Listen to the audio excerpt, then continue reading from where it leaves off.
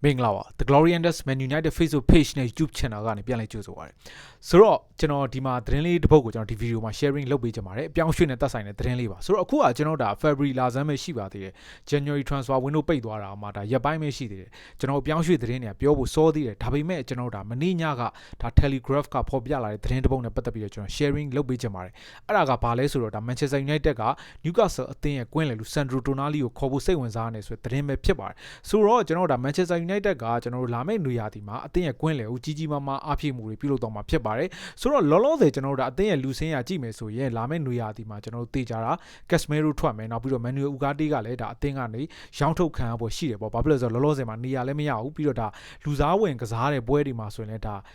ဒီ Ugarte ရဲ့ခြေစွမ်းကကျွန်တော်တို့ဘယ်လိုပြောရမလဲအားကိုးရတဲ့အနေအထားမှာရှိမနေဘူးအဲ့တော့တေချာတော့ United က Casemiro ရဲ့ Ugarte ရဲ့လာမယ့်နေရာဒီမှာထွက်မယ်အဲ့ဒီအတွက်ကျွန်တော်တို့အဓိကပေါ့ဒါ Casemiro ရဲ့နေရာကိုဒါရိုက်အစားထိုးလို့ရမယ်ကွင်းလယ်လူတယောက်ကိုခေါ်မယ်နောက်ပြီးတော့ကျွန်တော်တို့ဒါ Manuel Ugarte ရဲ့နေရာအတွက်ဒါ squad player တယောက်ကိုခေါ်မယ်ဆိုတာတော့သိကြတယ်ဗျအဲ့တော့လောလောဆယ်မှာကျွန်တော်တို့ဒါ Telegraph ကကျွန်တော်တို့ Mike McGrath ဖော်ပြထားတဲ့သတင်းတွေအရ Manchester United က Casemiro ရဲ့နေရာကိုအစားထိုးဖို့အတွက်လာမယ့်နေရာဒီမှာကွင်းလယ်ကိုအဓိကခေါ်ယူမှုတွေပြုလုပ်မှာဖြစ်တယ်အဲ့ဒီတည်းကနေကျွန်တော်တို့ဒါ Newcastle ကွင်းလယ်လူ Sandro Tonali က United ရဲ့အဓိကပြစ်မှတ်စည်းရင်းထဲမှာပါဝင်လာတယ်ဆိုပြီးတော့ဒါ McGrath Mike ကကျွန်တော်တို့ဒါ Mike McGrath ကပေါ့နော်ဖော်ပြထားပါတယ်ဆိုတော့Newcastle ကတော့သူတို့ရဲ့ကွင်းလယ်လူတွေကျွန်တော်တို့ပြောင်းရွှေ့ကြီးအနေနဲ့ယူရိုတန်100တန်ကြီးသတ်မှတ်ထားတယ်ဆိုတော့ဒါကတော့မထူးဆန်းပါဘူးအခုကတော့တန်100ခစ်လေဗျာသိတယ်မလားကျွန်တော်ဒါAnthony တို့ Declan Rice တို့ကနေစလိုက်တဲ့ဇလန်းတွေကခုတည်းတည်းပဲဘယ်ကစားသမားမဆိုဘယ်အသင်းရမဆိုခေါ်ခြင်းဒါတန်100ဈေးခေါ်တာတော့ဒါထူးဆန်းတဲ့ကိစ္စတော့မဟုတ်ဘူးဒါပေမဲ့ဒါကကျွန်တော်တို့ကညှိနှိုင်းပြီးတော့ဒါပြောင်းရွှေ့ခြင်းအနေနဲ့ဘယ်လိုဖြစ်လာမလဲကျွန်တော်စောင့်ကြည့်ရမှာပေါ့နော်လောလောဆယ်မှာဒါ Newcastle အသင်းရဲ့ရက်တည်မှုအခြေအနေကအဆင့်7လောက်ထိရောက်နေတယ်အဲ့တော့သူတို့လာမဲ့ယာဒီမှာပြောရရင်ကျွန်တော်တို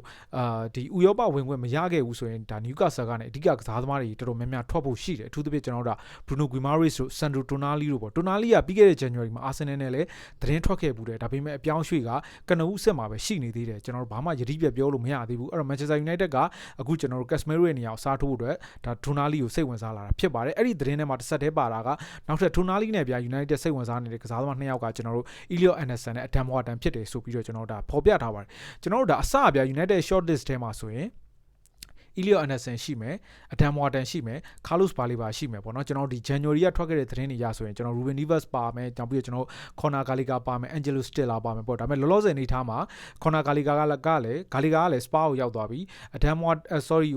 Ruben Neves ကလည်းစာရုပ်သက်တမ်းတိုးသွားပြီပြီးတော့ကျွန်တော်တို့ Stella ကလည်းစတူကရဲ့နောက်ပိုင်းပွဲတွေကြည်ရတဲ့လောက် Stella တိတ်အလုံးမဖြစ်ဘူးဗျာပြီးတော့ကျွန်တော်ဒါမင်းညဆိုရင်ကျွန်တော်ဒါ Brighton နဲ့ Crystal Palace ကိုပွဲကြည့်လိုက်ရတယ်ဆိုတော့Carlos Baleba ကိုလည်းတိတ်သဘောမကျအောင်အဲ့တော့လောလောဆယ်မှာ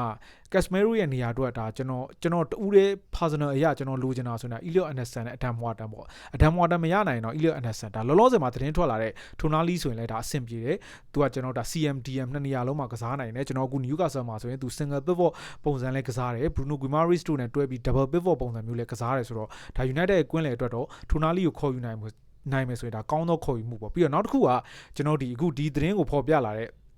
Mike McGrath ပေါ့ Mike McGrath ကကျွန်တော်တို့မနှစ်ကဒီလိုချိန်မှာကျွန်တော်တို့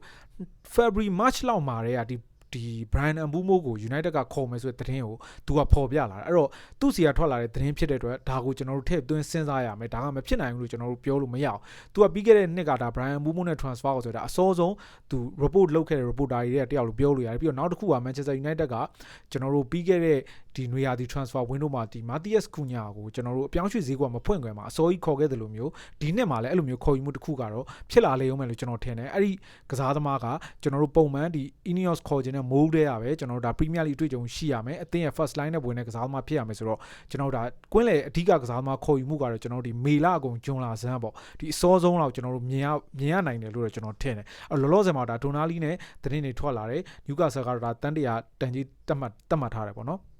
ပြီးတော့နောက်တစ်ခုပေါ့ဒါတချို့ကကျွန်တော်ဒီ United ကစားသမားခေါ်ပါမလားဆိုတော့ကျွန်တော်တို့တကယ်လို့ဗျာ Manchester United ဒါအခုရက်တီမူတိုင်းပြီးလို့လာမဲ့ရာသီမှာဥရောပဝင်ခွင့်ရမယ်ဆိုရင် United ကတေချာပေါ့ဗျာကွင်းလေ3ယောက်လောက်ထိခေါ်မယ်လို့တော့ကျွန်တော်ထင်တယ်အဓိကကစားသမား2ယောက်လောက်ပါမယ် squad player 1ယောက်လောက်ခေါ်မယ်ပြီးတော့နောက်တစ်ခုကဒီ Bruno Fernandes ရဲ့ပြဿနာပေါ့ဒါတော့ဒါ United တာဝန်ရှိသူတွေဘယ်လိုဖြေရှင်းမလဲကျွန်တော်စောင့်ကြည့်ရမယ် Bruno ကကျွန်တော်တို့ပြီးခဲ့တဲ့ဒီနွေရာသီမှာတော့လည်းဒါအသင်းက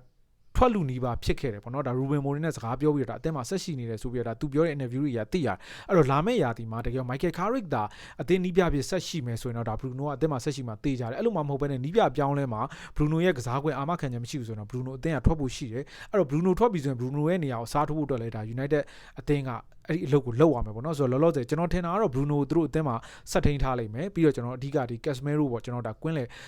လေဒီ CMDM ပေါ့နံပါတ်8 row ပြီးတော့ကျွန်တော်ဒါနံပါတ်6 row အတွက်ပဲအဓိကခေါ်ယူမှုတွေလုပ်သွားမယ်လို့ကျွန်တော်ထင်တယ်ပေါ့အဲ့တော့အနှစ်ချုပ်ပြောရရင် Manchester United က Newcastle ကွင်းလေလူ Sandro Tonali ကိုစိတ်ဝင်စားလာတယ်ပြီးတော့ဒါ Sandro Tonali အပြင်ဒါသူတို့ရဲ့ short list ထဲမှာကျွန်တော်ဒါ Elliot Anderson Adam Wharton နဲ့ Carlos Baleba လည်းရှိနေသေးတယ်ကျွန်တော်သိရတယ်အဲ့တော့ဘယ်ကစားသမားက United ကိုရောက်လာမယ်ကျွန်တော်တစ်ချက်စောင့်ကြည့်မယ်ဆိုကိုလူတော့ဘယ်လိုထင်လဲဒီ transfer သတင်းနဲ့ပတ်သက်ပြီးတော့ဆိုတော့ comment မှာပြီးဆွေးနွေးသွားပါ okay ဆိုတော့အားလုံးပဲ see you